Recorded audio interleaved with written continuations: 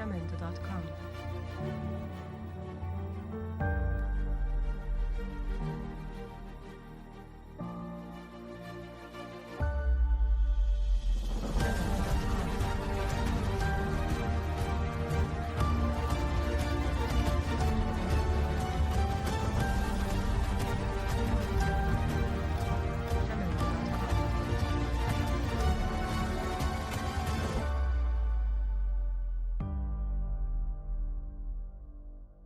Bienvenidos a una nueva clase flipada de biología.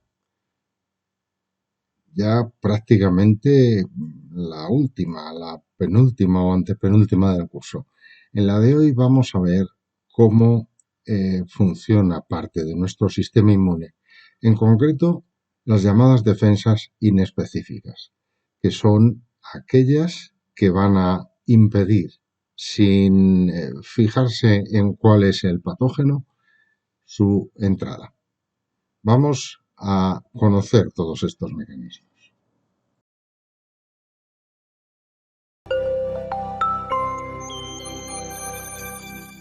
La primera barrera defensiva del sistema inmune es la formada por las defensas externas, cuya estrategia consiste en impedir la entrada de los microorganismos. Estas barreras son de 4 tipos. Estructurales. Son la piel, el epitelio externo, y las mucosas, epitelio interno.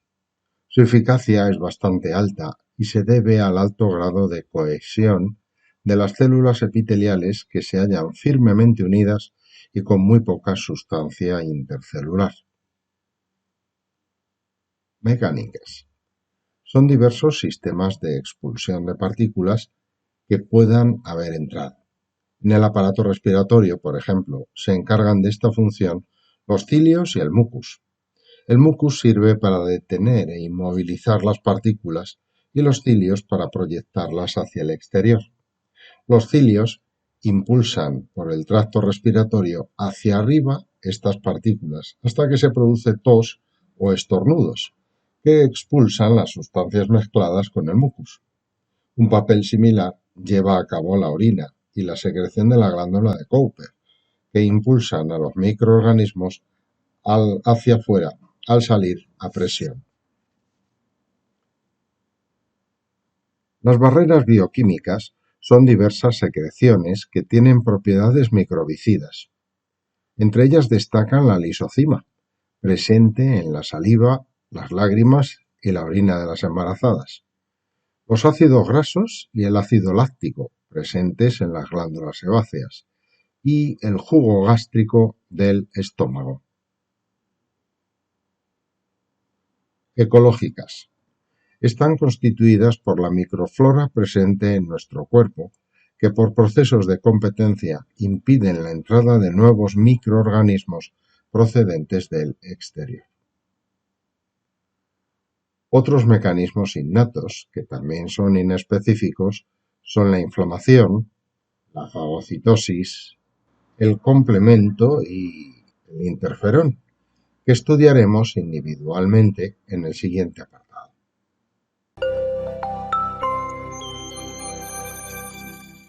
Todos recordamos haber tenido alguna vez una herida infectada.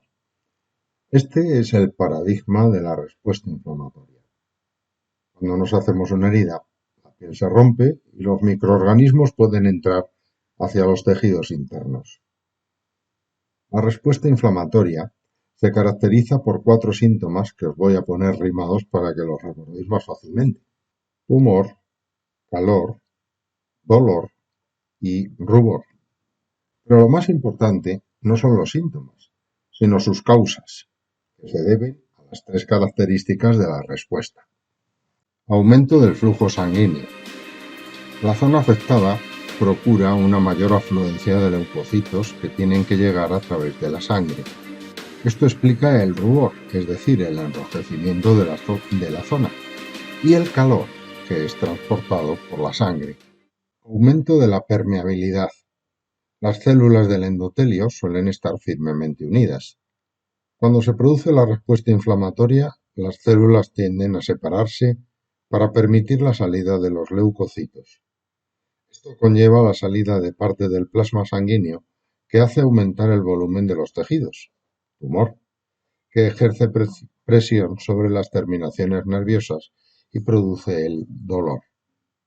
Migración de los fagocitos. El proceso de salida de los leucocitos de los vasos sanguíneos se llama diapédesis. Tras su salida, los fagocitos encuentran la zona afectada gracias a sustancias secretadas por las células denominadas sustancias quimiotácticas. Todas estas características de la respuesta inflamatoria se deben a la secreción de sustancias conocidas como mediadores de la inflamación, producidas por las células de la zona afectada. Entre estos mediadores de la inflamación destacan la histamina y las prostaglandinas. Vamos a ver en una animación cómo sucede todo esto. La entrada de los agentes patógenos va a ocurrir cuando la piel resulte interrumpida por una herida o por una astilla o un corte. Esto desencadena la liberación de mediadores de la inflamación en estas células, que van a activar las células endoteliales, que van a producir unas proteínas que ralentizan los neutrófilos a su paso por la zona.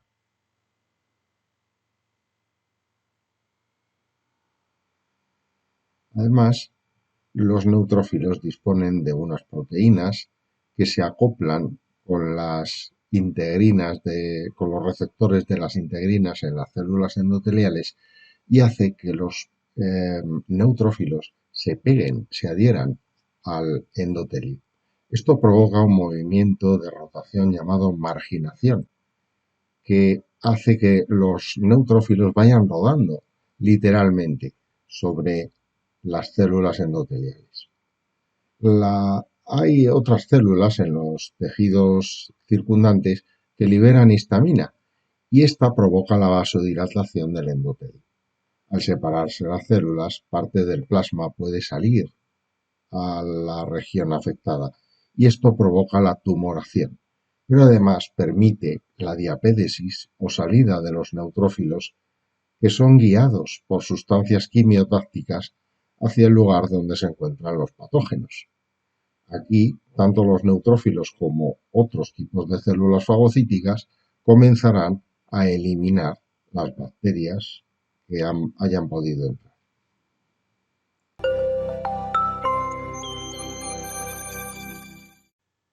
La respuesta inflamatoria provoca la concentración de leucocitos en la región afectada, pero eso no resuelve el problema por sí solo. Hay muchos tipos de leucocitos que se agrupan en dos categorías. Los de la línea mieloide se forman en la médula ósea y los de la linfoide en los ganglios linfáticos. En las respuestas inmunitarias inespecíficas participan los leucocitos de la línea mieloide. A esta pertenecen los agranulocitos o leucocitos carentes de granos de secreción. Se trata de células con capacidad fagocítica que pueden ser móviles, como los macrófagos, o inmóviles, como los histiocitos. Estas células acaban con los agentes patógenos, fagocitándolos y digiriéndolos.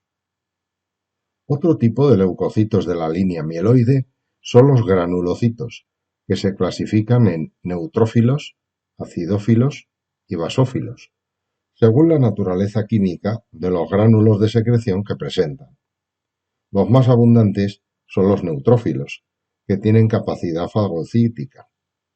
Los acidófilos actúan descargando directamente el contenido de sus gránulos. Actúan cuando el agente extraño no puede ser fagocitado, como sucede en las helmintiasis, es decir, la entrada de gusanos parásitos. Los más escasos son los basófilos, que antes de descargar el contenido de los gránulos, se fusionan entre sí dentro del citoplasma para formar un único gránulo que descarga todo el contenido de golpe. Estos leucocitos son los que actúan durante las alergias.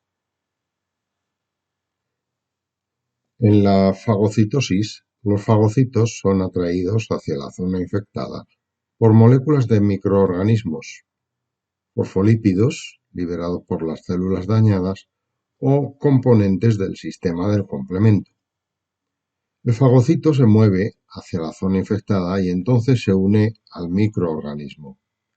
La unión está mediada por una variedad de receptores de membrana que incluye anticuerpos, lipopolisacáridos y receptores del complemento. Por ejemplo, la proteína C3b del complemento recubre bacterias u otras partículas y entonces se une a los receptores C3b en el fagocito. Este proceso de recubrimiento para facilitar la fagocitosis se llama opsonización. El microorganismo es entonces engullido por el fagocito en una vesícula llamada fagosoma.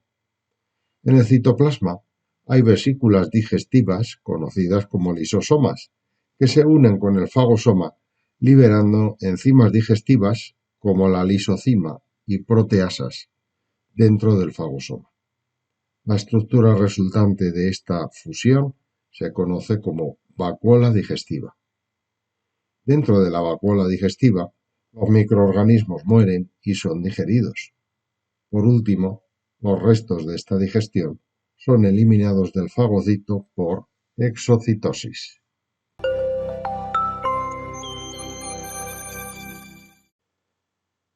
Además de la respuesta inflamatoria y de la fagocitosis, otra de las respuestas inespecíficas de nuestro sistema inmunitario es el llamado complemento. El complemento es un sistema de proteínas, unas 30, presente en el plasma sanguíneo, cuya función defensiva se lleva a cabo con gran rapidez. La denominación de complemento deriva de la capacidad para complementar y potenciar la acción de los anticuerpos. Este sistema desempeña 3 funciones muy importantes. Puede actuar como mediador de la inflamación, puede intervenir en la opsonización de células extrañas o puede provocar la lisis de células invasoras por rotura de su membrana plasmática. Pero además del sistema del complemento, las células infectadas por un virus sintetizan y liberan unas proteínas conocidas con el nombre de interferón, que impiden que la infección se propague. El interferón lleva a cabo 2 acciones básicas. Por un lado, impide la replicación del virus en células infectadas que aún no han sido destruidas por la acción vírica. El interferón liberado se une a receptores de la membrana celular, lo que constituye una señal para la síntesis de unas enzimas llamadas proteínas antivíricas o AVP, de la abreviatura en inglés Antivirus Protein, que interfieren en la formación de las proteínas del virus. Por otra parte, el interferón activa unos linfocitos denominados células asesinas naturales o células NK, del inglés Natural Killer, capaces de reconocer células infectadas por el virus o células cancerosas y eliminarlas. El interferón actúa, pues, en 2 niveles. Por un lado, evita la replicación vírica en células aún sanas y por otro, favorece la destrucción de las células ya infectadas.